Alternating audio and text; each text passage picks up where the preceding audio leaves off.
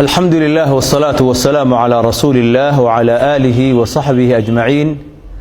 كلمة يرو قابا oo ku saabsan maalmahan khabarka gilgilay dhammaan dadka muslimiinta quluubtooda meel kasto ay joogaan oo ah nin dadku siyaasi u yaqaanaan nin roog cadaa inuu yahay inuu daqiiqad waaxida gudaheed axaadiithii nabiga sallallahu alayhi wa alihi wa sallam ee saxiixa ahaa oo daqiiqad gudaheed waxa weeyaan oo ku magacaabay inay yihiin faalso ay wadaada jeebka ku wataan. subhanaka hada buhtaanun cadiim. hadii saxiix al-bukhari iyo saxiix muslim oo kutubta la alifay ugu saxiixsan ay bihadihi suhula iyo bihadihi tariiqa ay faalsa ku noqonayaan 1400 oo sano ka badan ma aynan waareen mana aynan joogeen axaadiistaasi ee dad kadaabiina oo fara badan ayaa isku daya inay dumina waaye. walaalayaal khabarkaasi wuxuu tusinayaa ninka isaga ah ee waxa weeyaan madaxiisu ciraystay oo daada ah waxa weeyaan meesha uu ka gaaray liidnaan iyo xishood darro iyo akhlaaq xumo iyo dhiiranaan uu ku soo duulay maantay muslimiinta dhaxalka ay haystaan kii ugu weynaa ee ah waxa weeyaan cilmigii nabiyullaahi muxamed sallallahu alayhi wa alihi wa sallam laga dhaxlay. wuxuu caqligiisa gaaban uu tusay waxa weeyaan arrinka isaga ah in la dacniyo axaadiithta nabiga ee faalsa lagu magacaabo in waxa weeyaan horumarku uu ku jiro in waxa weeyaan dumarkii la xaqiray oo la leeday maantana waxa weeyaan horumar ay gaarsiiyeen adduunka haween kaafiraad ah oo aad iyo aad u la cajabay intay wax maamulahayeen sida ay ahaayeen iyo waxa weeyaan dhaqankooda sidoo ugu taafuray. waxaan leenahay ninkaasi wuxuu ku soo duulay muslimiinta asalkoodii oo diinkoodii abuu ku soo duulay asaga iyo kuwa kale oo geedaha fooda ku haya oo fiirsanaya bal sida muslimiintu uga jawaab celiyaan waxa weeyaan waxaad ogaataan diinkan ilaahay baa soo dejiyay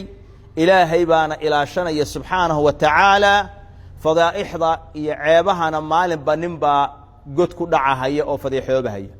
kelimad buu ku hadlay nabigeennu sallallahu alayhi wa sallam wuxuu yidhi qofku wuxuu ku hadlayaa kelimad uunan ka fiirsanin markaasuu naarta ku shalwanahayaa wax ka fagaan badan qorax ka soo bax iyo qorax u dhac wax ka fagaan badan ayuu sababteed naarta ugu shalwanahaya.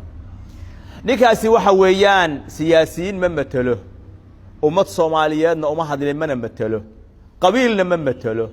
akhyaar iyo gob iyo ganacsatana ma matalo waa naftiisa wax uu ka dareemay oo diin xumo tusinahayo weey. ilaahay wuxuu leeyahay waman yuhin illaahu fama lahu min mukrim qof ilaahay ihaaneeyay oo ilaahay uu dulaynahayo cid karaamayn karta oo ciisayn karta ma ay jirto. wuxuu u arkay wax weyn inay tahay dhaldhalaalka yarka ah meelaha uu tagay oo baasaboorka jinsiyadaha uu ka qaatay oo uu wareegahayo xadaarad iyo ilbaxnimo inay ku gaareen iyo inay dheer yihiin muslimiinta wax kale. ilaahayna wuxuu ku tilmaamay dadka uu sida u amaanahayo inhum illa kal an'aami bal hum adallu sabila. kuwaasi xoolaha way ka liitaan waa xoolaha kale bal way ka sii liitaan waana ka sii lunsanaan badanyeed. maxaa yeelay xooluhu qofka iska leh waxa weeyaan way u soo hoydaan wayna yaqaanaan gurigiisana habeenkii waa ku soo hoydaan. laakiin kuwaasi ilaahaygii maamulayay oo arsaaqahayay oo abuuray oo iska lahaa ayay waxa weeyaan diideen inay u soo hoydaan oo ay caabudaan ay diideen. akalatu alqiradati walkhanaasiir dadka doofaarka iyo daanyaradu cunno ay u yihiin iyo kilaabtu haddii maanta aan u aragna annagoo muslimiin ah inay dayasho mudan yihiin oo in la weyneeyo ay mudan yihiin waxa weeyaan siday u dulloobeen ba ilaahay inoo dullaynahayaa. wuxuuna fahmin ninka isaga ah walillaahi alcizzatu walirasuulihi walilmu'miniin. ilaahay subxaanahu wa tacaala ciziga agtiisuu yaallaa daacadiisaa lagu gaaraa mu'miniinta ayaa ilaahay daacadiisa ku cizoobay taasuuna fahmin. waxaan rabaa inaan baraarujiyo ninka isaga ah iyo kooxa uu ka mid yahay waa kutubo xooro asalkooda dad qur-aanka loo dhigay cilmiga loo bilaabay cilmiga wax ka dhadhamiyey weeyaan markaasay insilaaq uu ku dhacay oo musiibadaas maanta aad arkaysaan ay ku dhacday waxaa laga yaabaa waxa u geynahaya oo ugu badani inay tahay bal inay gaaladu isku dayaan inay berri ku soo saaraan inay berri ku taageeraan inaad bal xil ku heshid inaad magac ku heshid kuwaas u sacbinahaya oo cawaamta ah oo ag taaganna bal wuxuu u tusinahayaa inay xuquuq ka maqan u soo dhicinahayo bal waxa weeyaan ilaahay subxaanahu wa tacaala idankiisa haddownan ka toobad keenin oo si degdega uunan oga laabanin waxa weeyaan adduunyada dulli baa u yaalla aakhirana hoog iyo baaba u yaalla xadiidkan uu tacninayaa waa saxiixu albukhaari iyo saxiixu muslim iyo sunanka iyo masaaniiddaba waa ku yaallaa